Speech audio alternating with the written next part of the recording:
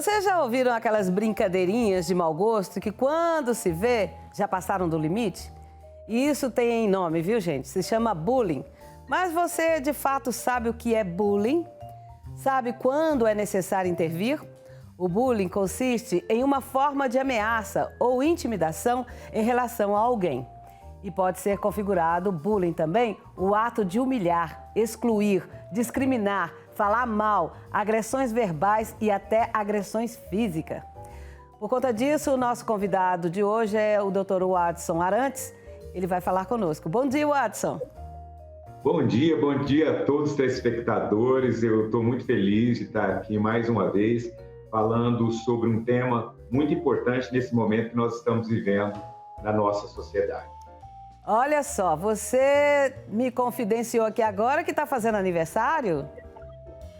Sim, 55 anos e aí comemorando esse programa aqui em casa, né, numa TV em que realmente me faz muito feliz, né, por causa da minha questão católica mesmo, com a minha religiosidade. Então, eu estou muito feliz de estar aqui com você. Parabéns, que o Pai Eterno abençoe muito a sua vida, viu? Bom, vamos Amém. começar. Explica pra gente o que é bullying. Que palavra é essa? Primeiro, bullying vem do inglês, que significa valentão, né? Então, é o sujeito que se coloca como o maior, né? O maioral em detrimento ao outro, como você disse. E é importante que a gente coloque que, às vezes, as pessoas falam que bullying, né? Bullying é mimimi, né? Na verdade, bullying não é mimimi. Às vezes, você brincar com um, com outro, com alguma brincadeira de mau gosto, tudo bem, isso não vai gerar aí um transtorno, né, mental para aquele sujeito que sofre de bullying. O bullying, na verdade, é uma agressão sistemática, né? E não só uma agressão física, mas uma agressão de exclusão, uma agressão relacionada a palavras, né, a verbais, e por aí, que coloca esse sujeito dentro de uma cápsula de sofrimento e de achar que o mundo é ruim, né? Então, é muito importante que a gente tenha essa reflexão, porque o bullying não acontece só na escola. O bullying acontece em casa, em relação aos próprios pais, na escola com o professor, em outros lugares o bullying acontece. Então, é importante que a gente entenda, às vezes, como é que fica o comportamento de uma criança que está sofrendo bullying, né? Inclusive nesses tempos que a gente vive em tela, né? Em que as nossas crianças e adolescentes, eles ficam ali diretamente ligados à internet, aí tem o cyberbullying. Ah, sim.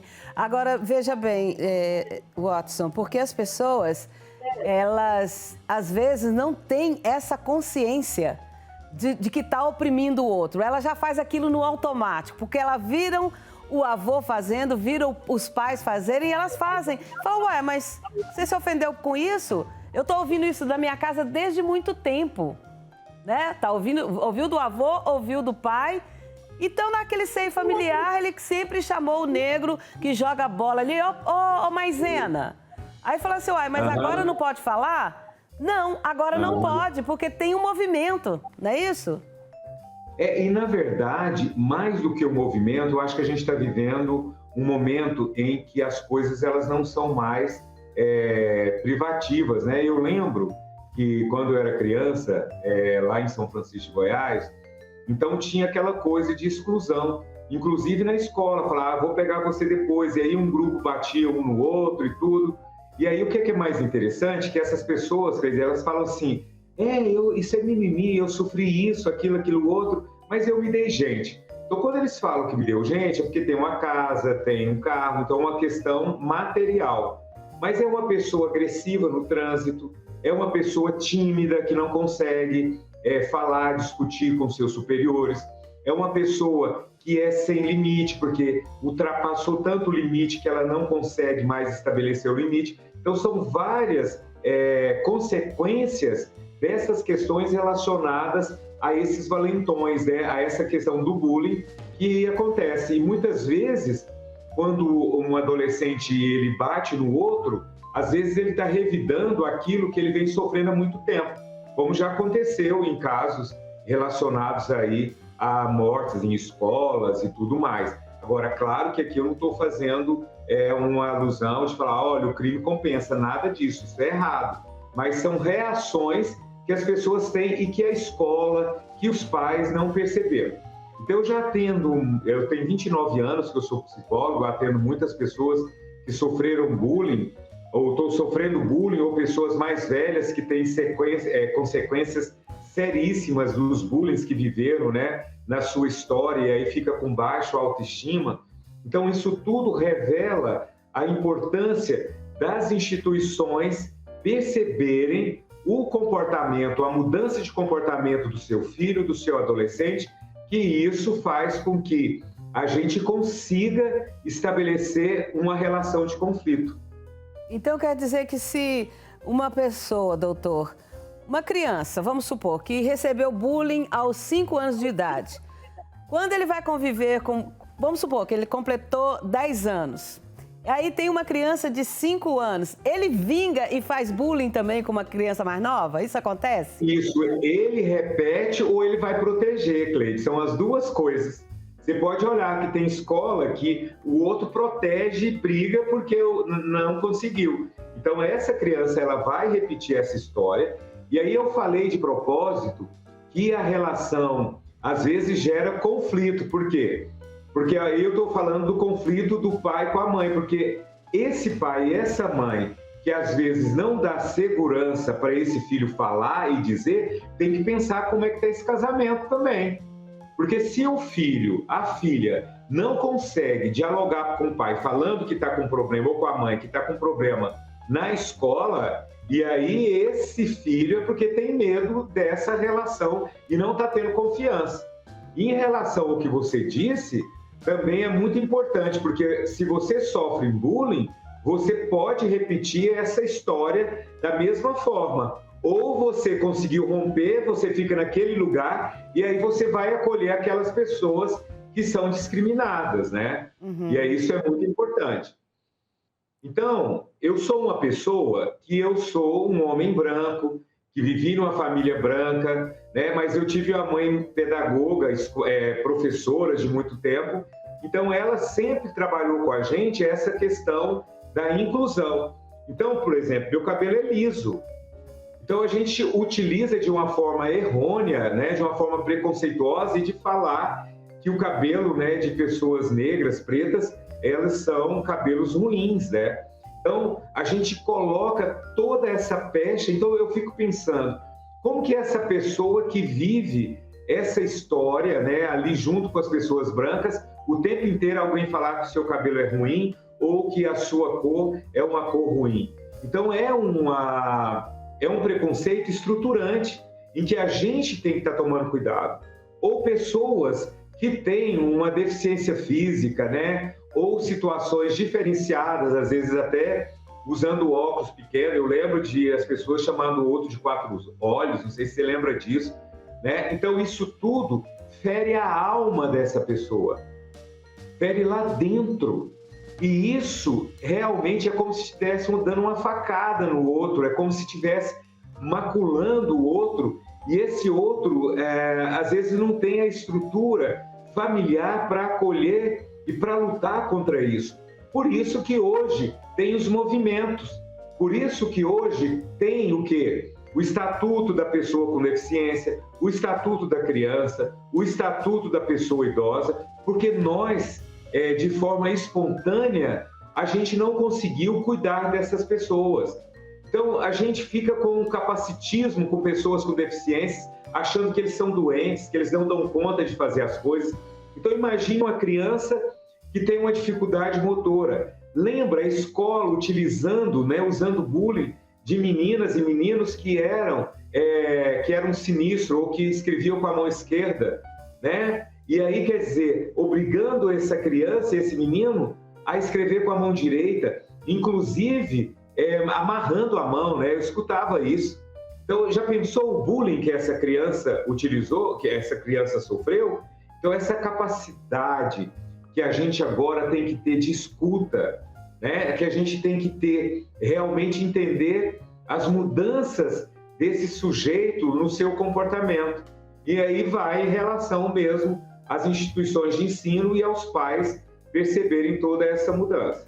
Olha, você está falando uma coisa aí que me preocupa, que me chama a atenção. Quando você fala a pessoa que está sofrendo bullying, ela não encontra dentro de casa o respaldo para se livrar dessa situação ou pelo menos encontrar o norte. Mas acontece que esses pais também sofreram bullying e eles não sabem como agir. O interessante seria que nós tivéssemos condições de todo mundo fazer uma terapia, né, doutor? Ô, Cleide, por isso que a gente tem que trabalhar as políticas públicas, e políticas públicas não é só para quem tem vulnerabilidade social e econômica, é para todos. Por isso que as escolas têm que trabalhar. Por exemplo, eu estava atendendo uma criança e ela estava com um problema na aprendizagem e estava muito agressiva na escola. E aí eu fui fazer a análise, né? Uma escola realmente que é, e aí no sentido de pessoas ricas mesmo. Então, essa escola, na hora do recreio, ela não tinha um professor ou um educador para trabalhar atividades na hora do recreio. Então, era quase 300 crianças ali junto. Então, essas crianças aí, elas repetiam mesmo tudo que estava acontecendo. Inclusive, essa criança, ela acompanhou a agressão dos pais. O pai batia nessa criança e com a separação, tinha ali essa questão dos pais, alienação parental. Então, a mãe ainda tinha um afeto muito grande pelo pai e a mãe utilizava essa criança. Às vezes, quando a criança vinha com alguma coisa lá do pai, essa mãe batia nessa criança. Então, assim, essa criança estava com uma raiva dentro dela. Então, na hora do recreio, brincando, qualquer coisa que era contrário ao que ela queria mostrar esse poder. Então, ela fazia bullying para o outro, aí ela sofria bullying do outro, aí a professora também fazia bullying com ela, porque colocava ela de forma geográfica, né? Você lembra disso? Eu lembro, o professor colocava a sala mais forte, menos forte, você lembra disso? Pré-fraco, pré-forte, né? E colocava o sujeito que era bom lá na frente, o sujeito que tinha necessidades mais especiais para aprender. Então, assim, essa criança, então eu tive que bater de frente com a escola. A coordenadora veio com um laudo de que a criança era hiperativa. Dar Ritalina para a criança? Não, eu falei, o comportamento dele é de um sujeito que tem comportamento de TDAH, né? Mas não é um sujeito que tem TDAH, é um sujeito que precisa ser acomodado, ser acolhido. Então, muitas vezes as pessoas acham que o psicólogo passa a mão na cabeça. Não, a gente responsabiliza o sujeito que tem que entender e compreender e ser o educador dessa criança. Então, na escola tem que ter uma atividade dirigida, mesmo que aparentemente ela não seja brincar de pique-esconde ou de pique não sei o quê, mas tem que ter olho ali. E na hora que acontecer, tem que ter a intervenção e falar, olha, isso não pode. Na escola, trabalhar não só um momento como o dia da árvore, entendeu? O dia não sei de quê, mas trabalhar isso constantemente nas relações que vão acontecendo. E a professora e o professor tem que entender aonde é que mora o preconceito dele. Então, isso é muito sério, essa questão do bullying. Então, ela vai além do que é colocado aí, né, dessa forma, como, é só um apelido, é só isso, o povo mimimi. Não, isso é constante. Então, se essa criança, e aí a gente está falando da criança bem pequenininha, né, ela ainda não tem defesa. Não tem defesa. Então, a instituição de ensino, ela tem a obrigação de trabalhar ali nos grupos das diferenças, né? Dela entender que... E aí tem um autor que é muito importante, que é o Howard Gardner, que o Howard Gardner, ele trabalhou as inteligências múltiplas. Então, não é só QI. Hoje a gente não fala em indivíduos superdotados.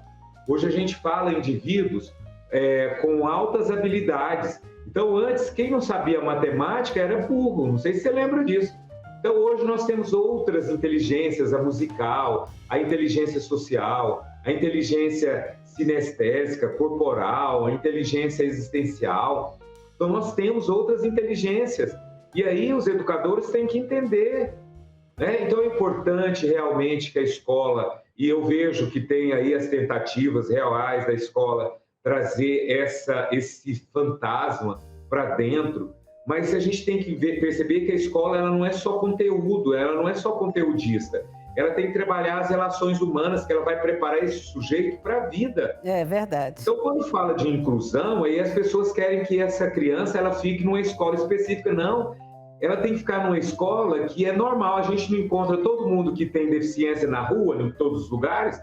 Então, a escola também precisa desse sujeito e a gente tem que aprender com eles. É muito assustador, doutor, quando a gente vê um professor fazendo discriminação, como recentemente uma professora falou que não quer nenhuma pessoa que seja de esquerda dentro do laboratório dela. É triste ouvir isso, não é?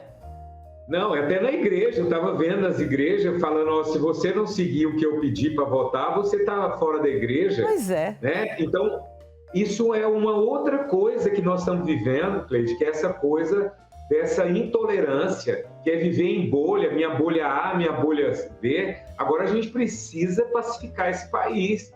A gente precisa entender que aqui eu estou numa casa religiosa que Jesus veio para todos, né? Não, e para todas. Então não é para A, para B. Se eu tenho uma ideologia, primeiro essa coisa do fake news, né? De criar verdades que não são verdades, e aí as pessoas acreditando nesses fake news.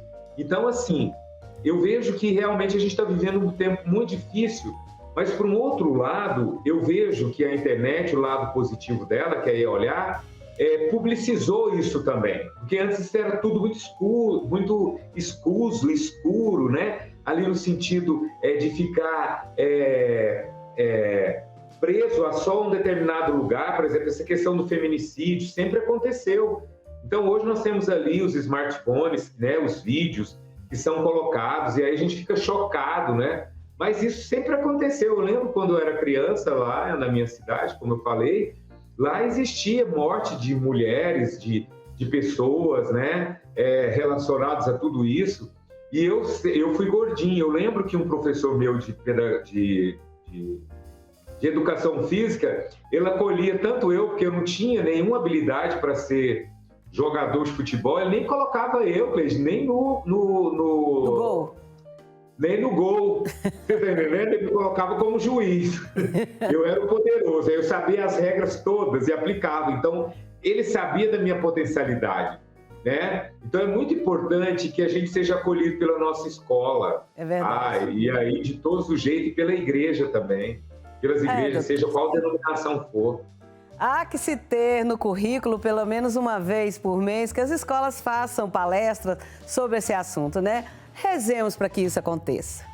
Amém, Cleide, amém. Rezemos, e as pessoas que estão nos assistindo, lembram de uma coisa: a educação é feita por fios invisíveis, tá? Então, perceba como é que eu, pai, eu, mãe, eu estou agindo no meu dia a dia. Se eu, às vezes, estou numa relação afetiva, eu estou realmente excluindo um filho meu em detrimento ao outro. Porque o filho, gente, aí é importante, estou falando para os pais aí. A gente é pai todas as vezes que nasce um filho, tá? Presta atenção, você não consegue ser pai de todos. Você consegue ser pai de A, de B, de C. Tem coisas que são incomuns. Aliás, tem coisas que são comuns, que é a vida diária ali. Mas a relação, ela é individual com a Maria, com o José, tá? E você, pai e mãe, você tem que ter uma relação marital muito importante e muito síncrona com o seu companheiro e com a sua companheira. É tanto que eu trago até um assunto falado, aliás, uma questão, por exemplo, quando a gente voa, né, a aeromoça fala que quando as máscaras caem, as máscaras, elas são primeiro para você, depois para a criança e para quem precisa de auxílio. Uhum. Então é isso, primeiro no casamento tem que vir o homem e a mulher, e eles têm que ter uma sintonia. Então lá na alcova, lá no quarto, discutem sobre cada filho, sobre cada um é diferente, não coloca tudo na mesma bandeja, não são iguais, são singulares, né? Então, o que a gente passa realmente para os filhos? A gente passa valores de gratidão, de compreensão, né? Principalmente de honestidade. Tá? Honestidade a gente não aprende quando a gente é adulto, não. A gente aprende na infância. E honestidade Verdade. não é só questão financeira, viu, Cleide? Aham.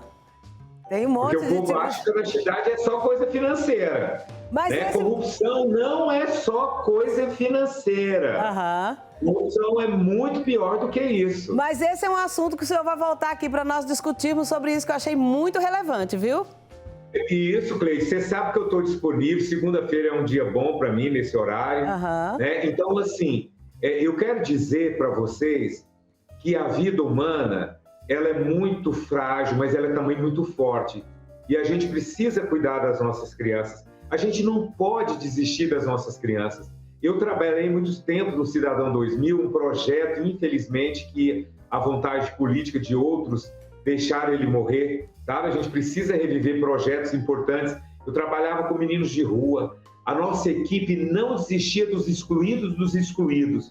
E a gente conseguiu, né, com essa intervenção, que muitos meninos conseguissem seguir sua vida de forma mais leve, mais tranquila e ser cidadãos realmente conscientes dos seus direitos e dos seus deveres. Então, é muito importante que a gente nunca desista das crianças. Eu acho, né, e eu como psicólogo, eu nunca desisti de ninguém, viu, Cleide? Que Nunca ótimo. mesmo. Muito obrigada pela sua participação, viu? Um grande abraço e feliz aniversário de novo. Obrigado e tudo de bom. E aí eu tenho que ainda cumprir minha promessa lá no Pai Eterno e vou fazer isso, tá? Um beijão para todos vocês que estão nos assistindo. Um abraço, obrigada.